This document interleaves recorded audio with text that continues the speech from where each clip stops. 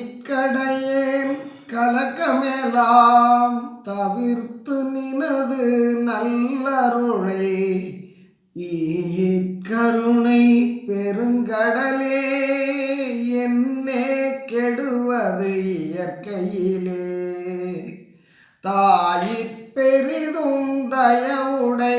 யான் குற்றம் புரிந்தோன் தன்னையுமோர் சேயிற் கருதி அனைத்தாம் என்று உரைப்பார் உனைத்தான் தெரிந்தோரே குற்றம் புரிந்தோன் தன்னையுமோர் சேயிற் கருதி